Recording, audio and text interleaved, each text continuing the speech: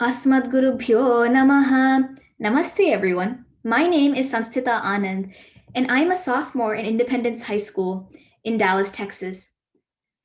Today, I'll be presenting my paper on Kanyadan. The content of today's presentation will be discussing the origins, mentions, and intent of Kanyadan in Vedic literature, providing an attempt to decipher the correct interpretation of this practice, drawing comparison with the Western culture, and studying the applicability of this practice in today's society. So, what exactly is Kanyadan? For many millennia, there has been a tradition in the Indian subcontinent for the parents of a bride to perform a formal ceremony during a daughter's wedding. This tradition is called Kanyadan or Kanyadanam, which literally translates to giving away of a daughter.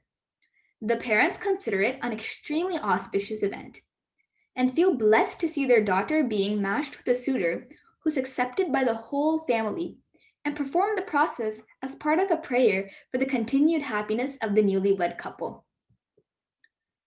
Now let us examine the Vedic references for Kanyadan. A search of the Vedas does not reveal any mention of the process of Kanyadan specifically. In the chronology of Vedic literature, first we have the Vedas, then the Upanishads, then the Smritis, and finally the Sutras. The process of Kanyadan is found in the Manusmriti and the Grihya Sutras. There are a total of 17 Grihya Sutras that came from the four Vedas. Paraskar Grihya Sutra, which discusses the Hindu rituals related to marriage, Upanayana, agriculture, and the final rites, were derived from the Shukla Yajurveda. The only other place where a direct or an indirect mention of Kanyadan occurs is in the Taittiriya Aranyaka. This Aranyaka has some mantras that are recited by the groom when he accepts the bride and is thankful, and by chanting a set of mantras, he is asking to be absolved of any sin committed by him in taking part of this process. It is also extremely important to note that during Vedic times, the consent of the woman was a necessary condition for a marriage to go through in the first place. So the Kanyadan ceremony is traditionally performed by the bride's father. The father does this by placing the bride's hand onto the groom's. After the groom accepts, a verse from the Kama Sukta is sung. Kamo dhata, kama pratigrihita, kamagum samudramavisha, kame nathva samudramavisha, kame nathva pratigrinhami, esha te kama dakshina, which translates to, who is giving what and to whom? Love is the giver, and love is the receiver. Love has entered into the ocean of being. Through love, I receive you. Oh, love, this is all for you. After the groom's recital of these mantras, the father of the bride makes the groom promise to not fail his daughter in helping her pursue her purushartha jointly with him and requests him to repeat this mantra 3 times. Now that we have looked at the process of Kanyadan, let us take a detailed look at some of the events that lead up to the finale of Kanyadan and Saptapadi. The major ones are as listed. Vanamala, the putting of garlands on each other. Hastamila, the mother of the bride is involved in this ceremony, which is the joining of the hands of the bride and the groom to signify their union. Vrat, which is the sacrifice in fasting by the parents leading up to the end of the wedding. Singing, when songs are sung lamenting losing the daughter to a new life and to new surroundings. Mantras or the Havan, which is where they please the god Agni by invoking mantras by the officiating priest, and it's repeated by both the bride and the groom. The Mangal Sutra, or the necklace, which is tied around the bride's neck by the groom. This practice is believed to have originated around 1,500 years ago. A more popular mantra that is chanted during this step is Mangalyam Tandunanena Mama Jivana Hetuna Kanthe Badhnami Shubhage Tvam Jiva Sharadashatam, which means this is a sacred thread. This is essential for my long life. I tie this around your neck, O maiden, having many auspicious attributes. May you live happily for 100 years. Next is the Kanyadan, which we've already mentioned how the steps follow in that process. And finally, the Saptabadi. The 7 steps, otherwise known as the Feras, is the final step and one of the most important in the process of a Hindu marriage. The couple takes 7 clockwise steps around Agni, represented by the holy fire, with him acting as a witness and a blesser to the couple. The spirit of the vows and of the whole ceremony place the bride and the groom on equal footing. The groom prays for his wife and promises to love and cherish her. They both promise to uphold the sanctity of the marriage and enter the union as friends and equals, be devoted to each other, and mutually respect one another, and put the interests of the other before one's own. The 7 vows coincide with the 7 steps and also signify a desire and a commitment as a total of 7 lives as companions to each other. The Kanyadan ceremony also has deep religious symbolisms tied to it. The ceremony assumes the groom to be a representation of Bhagavan Vishnu throughout the process. And the bride is supposed to be considered a reflection of goddess Mahalakshmi. Thus, Hindu parents are supposed to be doing the great deed of bringing Lakshmi and Vishnu together in union. And they pray that this noble act will earn them significant punya karma, possibly enough for them to get the much sought after moksha. Having looked at the process of Kanyadan, let us now understand the original intent and the common misinterpretation in today's world. The responsibility that a daughter finds a happily married life is placed entirely on the father. Today, as in Vedic times, a woman has the largest say in whom she marries. And even though the father is the symbolic head in these matters, the mother of the bride has an equal say in matters relating to her daughter's wedding. Today, some Hindus are literally interpreting the Grihya Sutras to conclude that the Hindu bride is a gift to the groom. These kinds of interpretations are not in any way, shape, or form accurate. And to show the error in this type of thinking, the concept of gift giving in Hinduism, known as dana, needs to be better understood. Danam in Hinduism has a significant goal very different from that of charity in other cultures. It is not the same as discarding unwanted objects. Dana is viewed as one's prime duty and earns good karma. Dana in Hinduism usually involves something that one holds very precious to their heart. And Hindu thought is rife with teachings of non-attachment and renunciation. And that is what the family displays during the bidai of their daughter, who they're extremely attached to. The Kanyadan ritual does not perceive the act as any sort of gifting of the bride.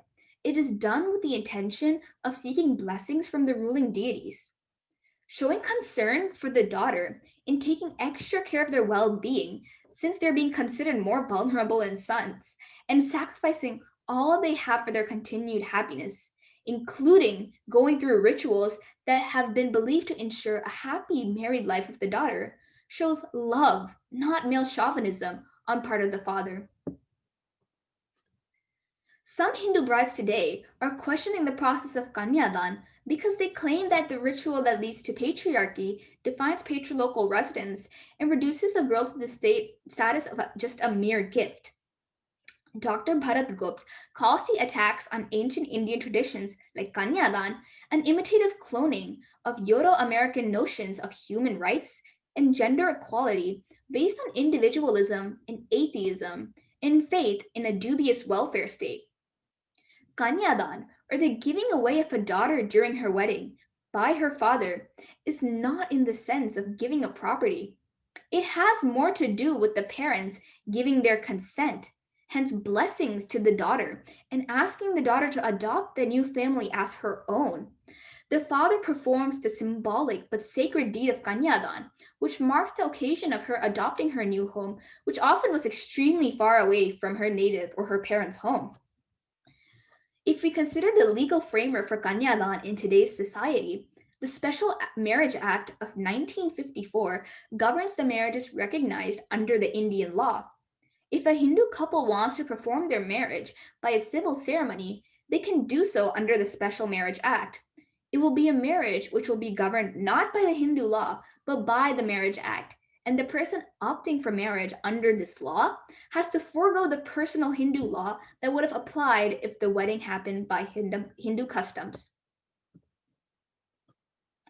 So in Hinduism, a woman is always given an exalted status in the family system. Let us look at some references that support this claim. Far from treating women as objects, women in Hindu traditions are still considered pujaniya or worthy of worship. During the Ashtami and Navami celebrations just before Vijayadashami, many Hindu households still follow the tradition of Kanya Puja, whereby they reach out to 9 young girls and go through the ritual of washing their feet and gifting them with clothes, foods, and other items. Kanyadan, or the giving away of a daughter during the wedding, is not in the sense of giving a property, and it has more to do with the parents giving their consent or blessings to the daughter.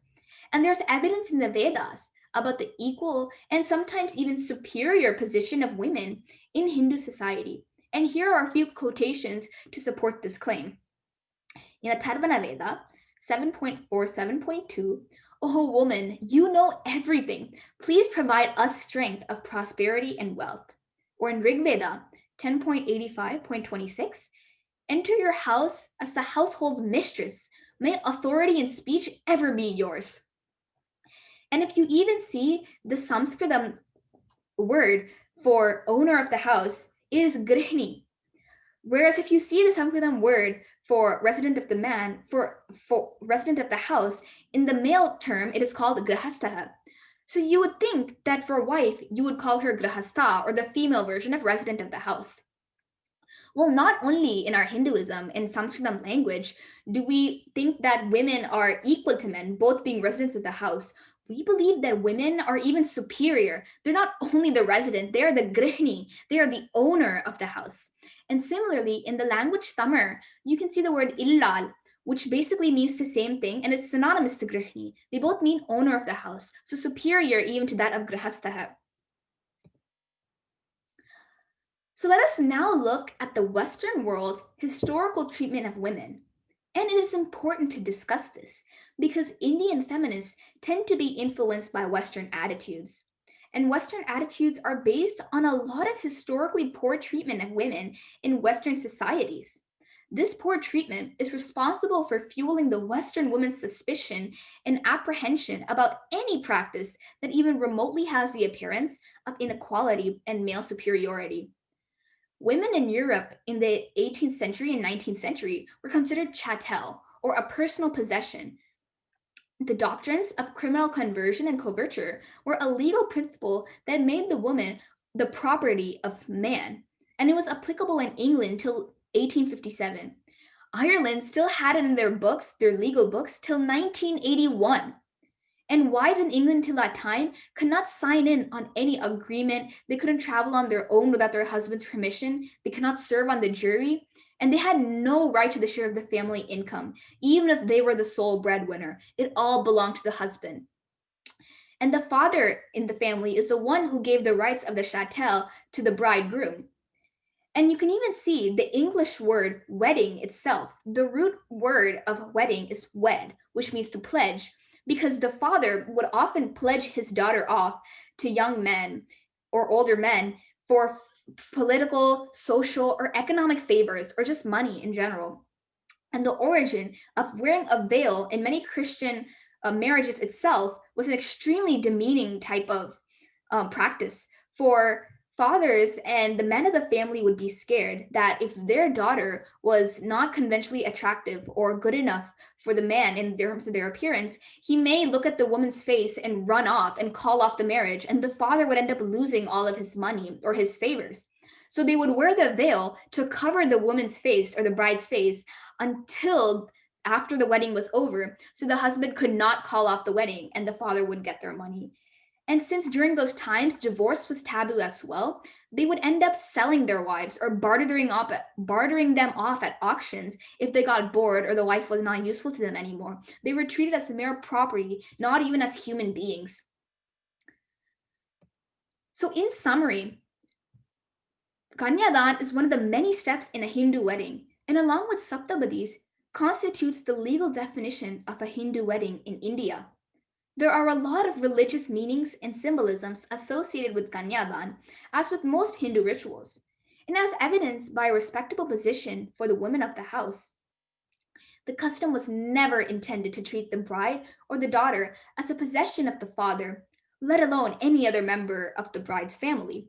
Some modern Hindus that are influenced against Kanyadan due to the simultaneous rejection of the Western custom of giving away of a daughter by her father fail to ignore the Western feminist reason for apprehension of the custom, namely the chattel status given to Western women all throughout their history. Hindu women would be better off to not imitate the Western feminists in throwing away a custom that has all the love, compassion, good wishes, and spiritual satisfaction associated with it. However, in cases where they still insist in misapplying false standards of Western feminism, they could modify the custom of Kanyadan to include the mother or other members of the bride's family in the process as a way to satisfy their feministic meanings. Thank you. Namaste.